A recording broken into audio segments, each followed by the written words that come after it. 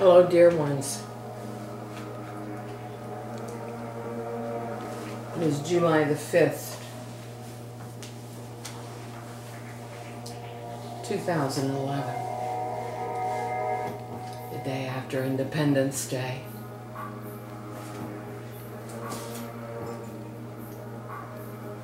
To your health.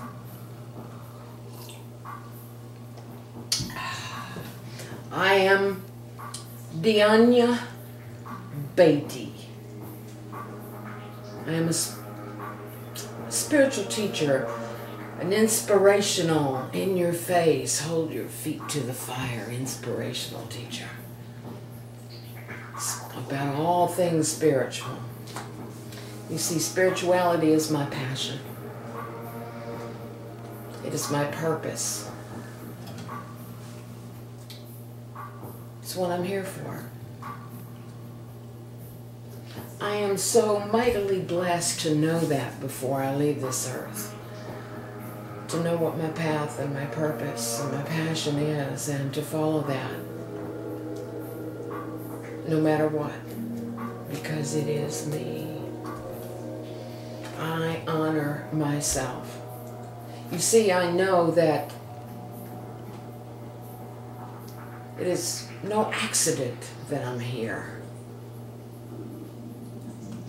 It is no twist of fate. I am supposed to be here, and I know this. And you are supposed to be here, and you must know that. And you are supposed to be here. Everyone is supposed to be here. Everyone's life has meaning, and everyone is worthy. I have been writing for days and studying for days all things spiritual, and all things spiritual even in my dreams, because last night I had a sort of council of beings with me in my dreams. And one of these beings, these spiritual entities, this man, tall man, with a lot of power in his voice and piercing blue eyes, started to tell me about how life was this big highway, and down this highway there were exits and entrances, and that's what our life was.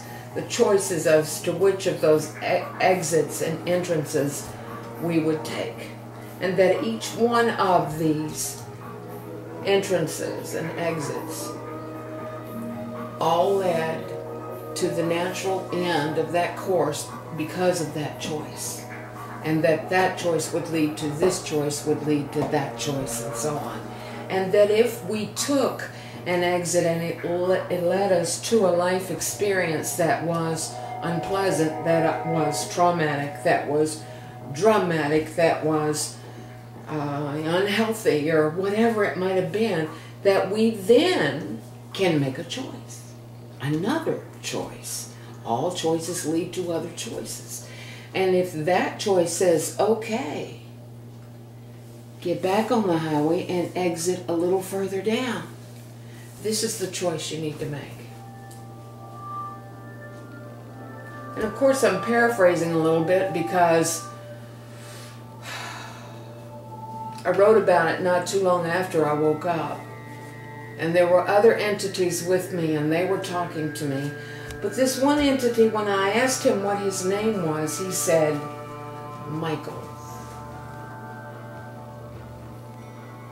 And the only Michael that resonates with me is the Archangel Michael. What an incredible, incredible experience. So for days, information has been coming at me and to me and through me and all around me. And I've made so many notes, pages upon pages of notes. And I was asked, why do I sometimes write longhand? And I said, because the experience, the intimacy of writing longhand, pen to paper, is many times much more powerful than it is when we're typing it out. Writing it. Touching it. So your essence is on it, in it.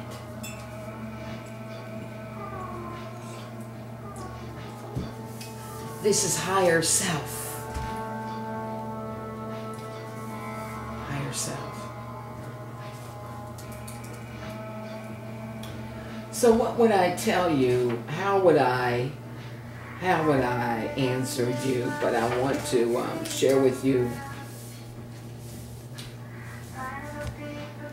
something that happened to me recently when I was talking to my God. And by the way, you need to talk to your God. You need to talk to your God. I mean, talk.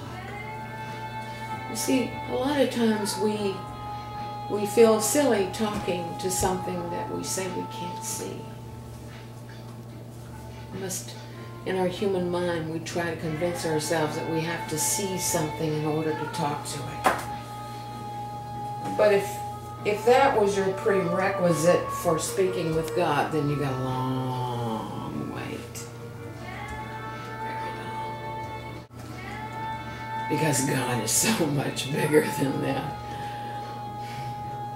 But you see, you do see God. You see God in me right now. We were created from that source. All of us. Everything from this vibrating soup of quantum energy. Or even that tiny little atom, and by the way, you can't see atoms. Science have been able to see atoms, but you can't see atoms. But now that we can see atoms, quarks, and all these other things that they're telling us is out there, why is it that much of a stretch to believe that those quarks and those atoms and all that energy that we're looking at, and examining and coming up with all these incredible findings about, why is it so much of a stretch for us to think, ponder upon, or believe that that is God? Why would God be smaller than the quantum field? Why would God be less than quantum mechanics? Why would God have to be something we see in order to talk to?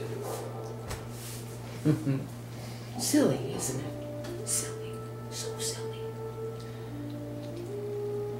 You know, when those scientists go, ooh and ah, and look what we have found out about the universe, and look what we have discovered about brain matter, and look what we have figured out about the heart.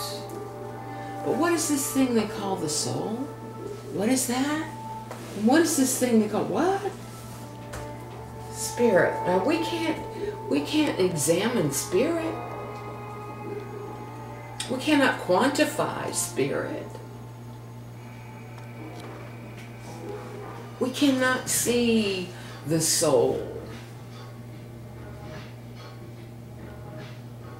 So just because we can't see the soul or the higher self, we don't talk to it. See, that's what you're